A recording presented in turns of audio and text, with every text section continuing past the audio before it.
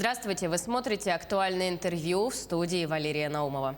Закупки товаров, работы, услуг, производимые для государственных и муниципальных нужд, должны осуществляться в соответствии с требованиями закона, чтобы обеспечить законность и эффективность расходования бюджетных средств, а также предотвратить возможные факты коррупции и другие злоупотребления.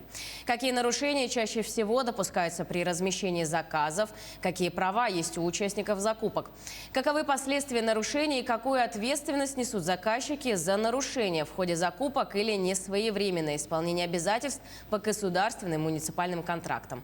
Об этом мы поговорим с гостем студии, прокурором отдела по надзору за исполнением законов в сфере экономики и экологии прокуратуры Республики Саха-Якутия Алексеем Чаваниным. Алексей Викторович, здравствуйте. Здравствуйте. Расскажите, пожалуйста, что вообще представляет собой надзор в сфере закупок и какими полномочиями обладает прокурор в случае выявления нарушений? Предметом надзора за исполнением закупок является соблюдение Конституции, законов, исполнение законов, действующих на территории Российской Федерации, органами исполнительной власти, как Российской Федерации, так и субъектов Российской Федерации, органами контроля и отдельными организациями, а также обеспечение соответствия издаваемых ими правовых актов. Предмет, в принципе, он общий, но есть специфика, конечно, это закон о контрактной системе и издаваемые в соответствии с ним правовые акты. Вот именно за соблюдением этого закона организациями и должностными лицами, которые я указал выше, осуществляется надзор. Получается, закон, он четко регламентирует процедуру, права и обязанности участников закупок, исполнителей, заказчиков по контрактам, а также их ответственности. Естественно, обеспечение надзора за исполнением законов будет способствовать выполнению всех процедур и обеспечению законного расходования средств и достижению целей, на которые они направлены. Меры прокурорского реагирования, которые принимаются в случае выявления нарушений, они в основном определены законом о прокуратуре. Это основной базовый закон, который регламентирует и обозначает все меры прокурорского реагирования. При этом также необходимо учитывать, что есть иные законы, правовые акты. Это и Кодекс об административных правонарушениях Российской Федерации, и арбитражный процессуальный кодекс, который также определяют отдельные полномочия прокурора. Ну и не надо забывать про подзаконные правовые акты, среди которых ведомственные правовые акты. Это, конечно же, приказы генерального прокурора в конкретной сфере. Это и организация надзора в сфере закупок, и по участию в арбитражном процессе. Соответственно, это все законы, правовые акты, которые, безусловно, руководствует прокурор при осуществлении своей деятельности. Основным актом прокурорского реагирования, которое применяется в ходе надзорной деятельности при выявлении нарушений, это все-таки является представление об устранении нарушений закона. Оно направлено на устранение нарушения, а также на устранение причин и условий, не способствовавших. Основной акт, который используется в правоохранительной деятельности прокурора. Кроме этого, конечно же, и часто применяются такие меры, как привлечение к административной ответственности. Для этого прокурор выносит постановление. В случае необходимости приведения правовых актов в соответствии с действующим законодательством используется протест. А в случае, если еще нарушение не допущено, но уже есть какие-то основания полагать, что оно будет допущено, должностному лицу объявляется предостережение. Ну и необходимо не забывать, конечно же, о исковых заявлениях, которые также подготавливаются прокурорами и направляются в суд для их рассмотрения, что является значимой мерой и эффективной мерой в ходе прокурорского надзора. Расскажите, каковы результаты надзора за исполнением законодательства о контрактной системе в сфере закупок?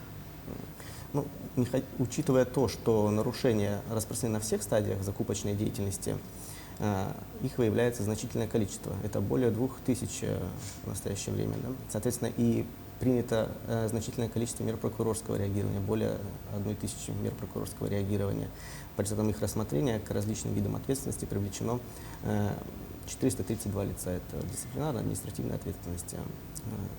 Обращу внимание на то, что значительное нарушение выявляется на стадиях исполнения, приемки результатов работ, услуг по контрактам. И в данной сфере случаются в том числе факты хищений, иных неправомерных действий, которые влекут и уголовную ответственность. В этой связи прокурорами выносится постановление, которое направляется в органы предварительного расследования, и тем уже проводятся процессуальные проверки с последующим принятием решения о возбуждении уголовного дела. В данном случае, в текущем году прокурорами направлено 11 таких постановлений, при рассмотрении которых возбуждено 9 уголовных дел. Возбуждено и расследуется. А расскажите, каковы наиболее часто выявляемые нарушения и на каких направлениях сосредоточены усилия прокурорских работников? Как уже выше указал, выявляются на всех стадиях. Отвечая на вопрос, я думаю, обозначу ряд направлений, которые особое внимание обращают прокуроры. Так, полагаю, что в рамках надзорной деятельности необходимо особое внимание уделять исполнению контрактов, их своевременному исполнению, потому что зачастую, если контракт не исполняется своевременно, то наступают последствия в виде существенного вреда.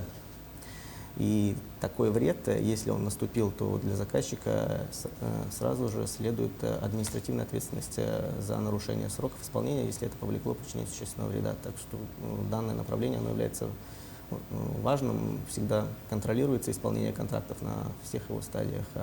При этом, к примеру, в текущем году прокурором Горного района выявлялись нарушения при осуществлении строительных работ, ремонтных работ в образовательных учреждениях. Соответственно, несвоевременное исполнение повлекло привлечение подрядчика к административной ответственности по части 7 статьи 7.32 Кодекса об административных нарушениях Российской Федерации. Но это не единственный случай. Таких фактов по республике достаточно. Это и в Мегино-Книголадском районе, Самтарском, Нюрбинском районе и ряде других районов выявляются и принимаются меры. Еще одним направлением значимым, на котором допускается значительное количество нарушений, это является оплата контрактов за задолженность перед субъектами предпринимательской деятельности за выполненные работы. Соответственно, в текущем году по результатам прокурорского вмешательства защищены права 325 субъектов предпринимательской деятельности по более чем 400 контрактам своевременно исполненным. Соответственно, погашена задолженность в размере более 600 миллионов рублей. Наравне с принятием мер, направленных на устранение, были приняты меры также по привлечению к ответственности виновных лиц, и 22 лица на общую сумму, превышающую 500 тысяч рублей, были привлечены к административным наказаниям в виде штрафов. Работа в этом направлении продолжается, находится на постоянном контроле.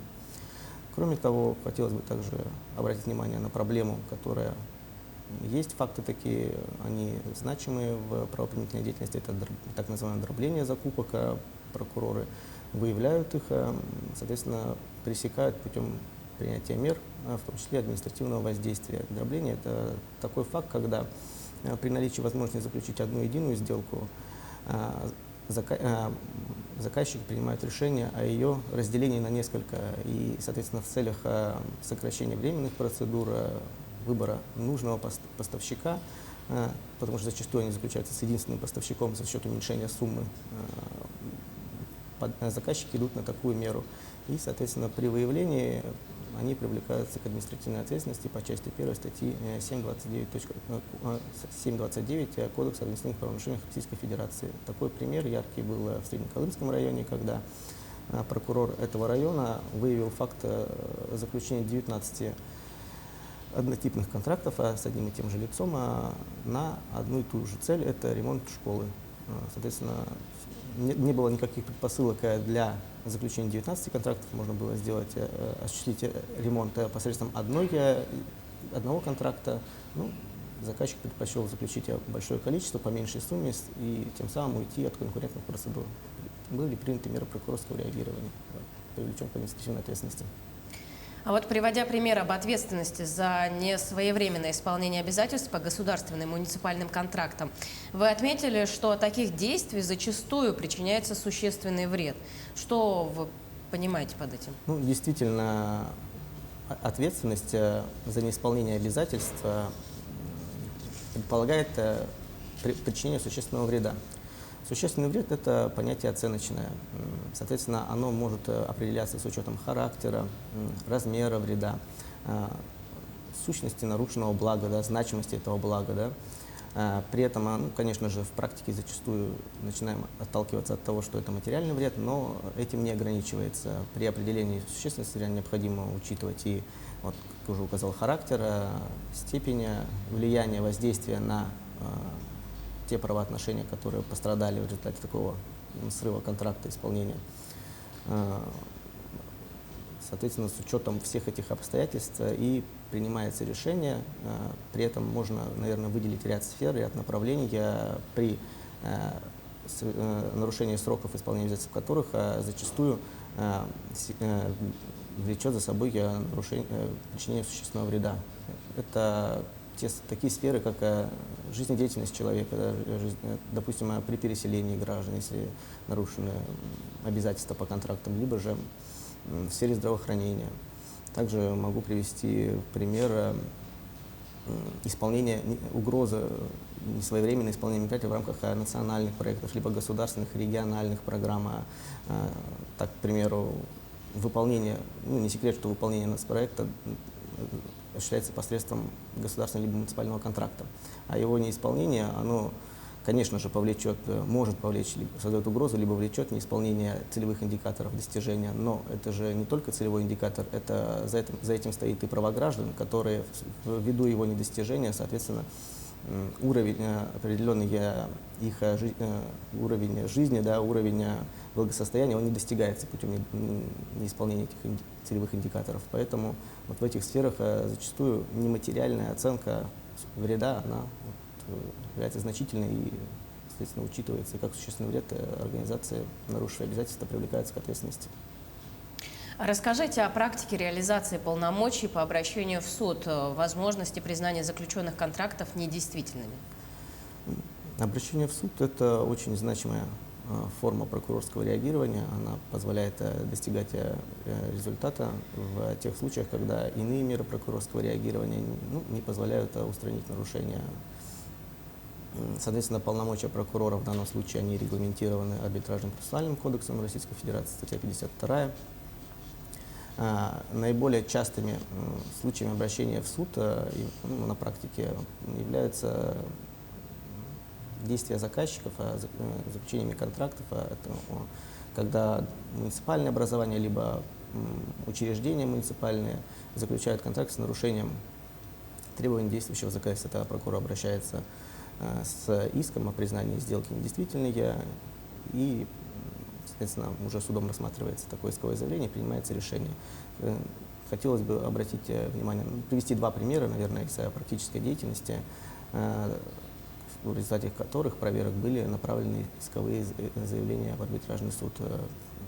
Первый пример – это проверка была проведена прокуратурой Ленского района, по результатам которой прокурором выявлено, что администрацией муниципального образования приобретен земельный участок и здание.